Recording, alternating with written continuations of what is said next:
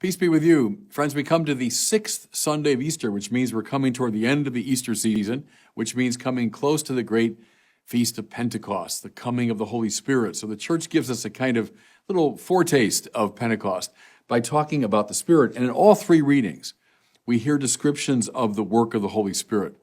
You know, it's said sometimes that, especially in the Western church, we overlook the Holy Spirit, that we underplay the importance of the Spirit. I don't think that's true, because certainly in the scriptures and then throughout the church, there are numerous descriptions of and celebrations of the Spirit.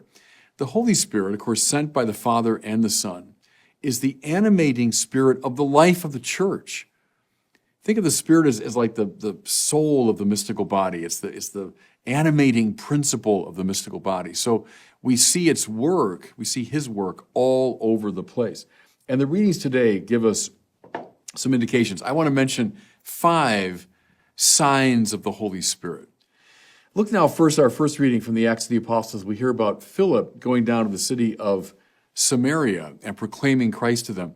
Now, first of all, why is he going there? Well, because of the persecution following the execution of Stephen. A little lesson, everybody. When something goes really bad, even really bad in your life, instead of saying, well, this is just awful, dumb suffering, what's God up to?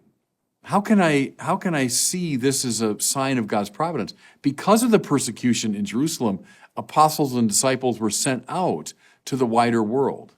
Watch how God can use even evil for His purposes. But what I want to focus on is Philip proclaiming Christ to them. Here's a first sign of the Holy Spirit. Bold speech. Proclamation on behalf of Christ. You know, in our modern societies in the West, it's kind of our etiquette that you don't talk that much publicly about religion.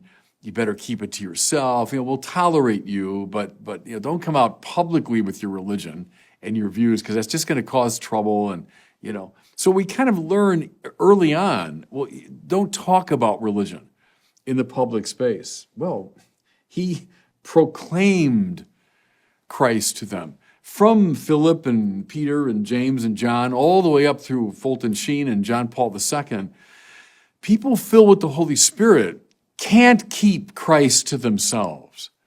They have to speak. You know, when Paul says, woe to me if I do not evangelize, it's like it was this burning fire inside of him. He couldn't keep it to himself. He had to proclaim Christ. So, a sign that the Holy Spirit is active in you. So, you know, yes, the John Paul IIs and the Billy Grahams and, you know, those who are kind of formally charged with proclaiming Christ. But it's everybody. It's you. It's you, every baptized person. You've been filled up with the Holy Spirit. And so bold speech is one of your signs. Here's the second one. The Holy Spirit, by definition, expels wicked spirits. Remember, the New Testament is very clear about this. Not all spirits are holy spirits. We're involved, in fact, in a spiritual warfare. There are creatures, these angels, higher realities, some of whom have fallen, just as there are good people and wicked people, so there are good angels and wicked angels. Well, these dark, malignant spirits do their work in the world. And, you know, I could tell you stories from exorcists that I've known that would curl your toes. But I mean, typically, how these spirits work is through temptation and through insinuation and so on. And we all know that. We battle powers that we can see, but we also battle powers that we cannot see. All right. If the Holy Spirit is in you, He gets rid of these dark spirits. There's a kind of expulsive power to the Holy Spirit. If He takes up residence in you, well, then these other spirits have to flee. Listen now. For unclean spirits, crying out in a loud voice, came out of many possessed people. Well, that's what happened when Philip proclaimed boldly Jesus Christ.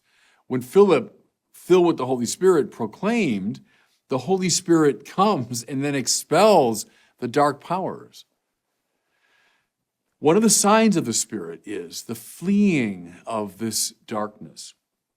Relatedly, listen, when they heard it and saw the signs he was doing, there was great rejoicing. The signs he was doing. The Holy Spirit produces miraculous effects. Now, again, I'm not saying this is the everyday reality of most believers. It's not. But clearly, from the New Testament to the present day, one of the marks of the Holy Spirit is extraordinary signs and wonders. Paul speaks of, prophecy and words of knowledge and speaking in tongues. And yes, indeed, from Paul's time up to the present day, those are realities in the life of the church. One of the signs of the Spirit are miraculous manifestations. Something I've noticed is very interesting to me. You look at the history of evangelization from the New Testament to today. Very often, the initial evangelization of a people or a nation is accompanied by miraculous signs. And you can see why. So someone arrives in a country that never heard about Jesus Christ, and yes, indeed, preaching is involved in teaching. But you wonder at times, what was it that first got their attention? Whether it's Patrick in Ireland, it's Boniface in Germany, or whatever. When someone went to evangelize for the first time, or think of the missionaries that went into parts of Africa of the 19th century. What was it? What was it that led the people to say, yeah, I'm going to listen to this person? Well, there's lots and lots of testimony throughout the tradition of miraculous signs, healings and wonders and so on that accompanied these first evangelists. Doesn't surprise me. So these signs, the expulsion of dark powers, the miraculous manifestation of the Spirit, these are indicators. Here's a third sign of the Spirit. I've already kind of alluded to it. It says, there was great joy in that city. So after Philip proclaimed. Joy is the principal flag of the Holy Spirit. Let me say that again. Joy is the principal flag of the Holy Spirit. As I record these words, we just had the coronation of King Charles III.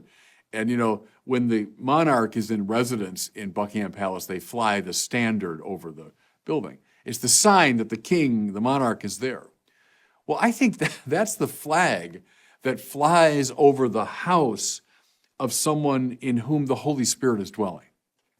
There are other signs, other indicators, but the clearest one is joy. Spare me from these, sad and depressing and morose Christians. They might be right about the moral life, or they might be right about lots of things, or they attend to the rubrics of Mass in just the right way, and all that's fine. But the mark of the Holy Spirit is joy. I've known some saints in my life, a handful, I think, of people really saints. That's the mark. Prayerfulness and everything else that we could name. But the principal thing is their own joy, which becomes radiant and contagious. And you know what I mean. When you're with someone and you come away feeling more alive, that's the sign of the Holy Spirit in that person. When you've caught from them your own joy, the Holy Spirit's around. Be attentive to that, everybody. Watch for it. Watch for it in your own life. That's the sign the Spirit is dwelling in you.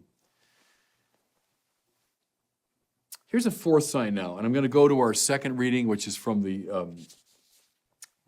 first letter of Peter, and it's that great line. I preached on it before at greater length, but always be ready to give a reason for the hope that's in you. And it's the great exhortation toward what we call apologetics.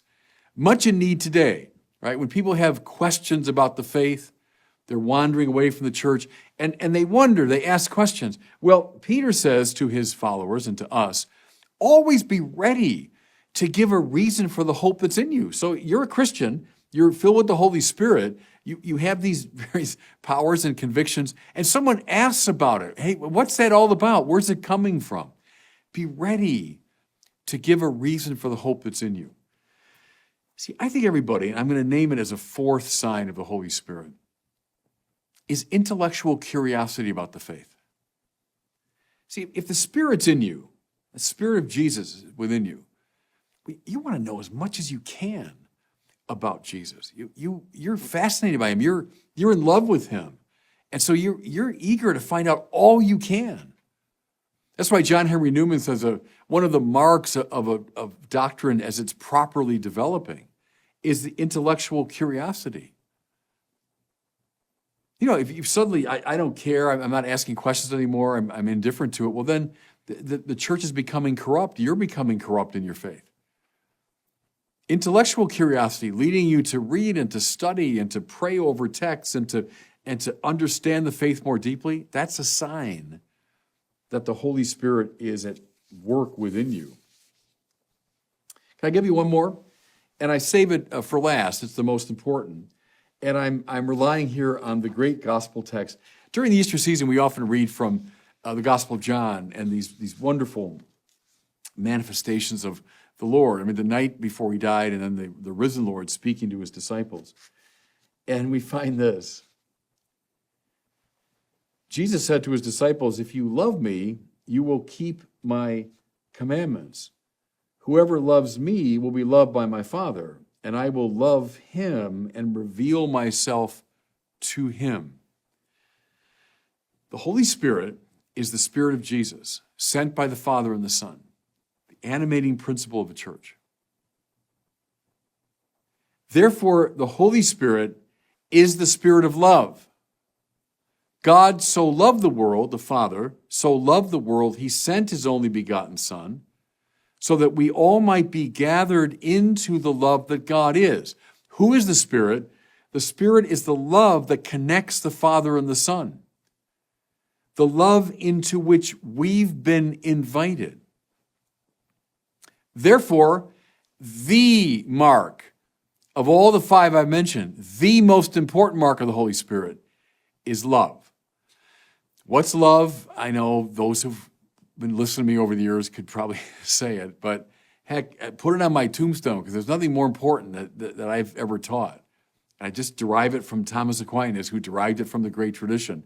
To love is to will the good of the other.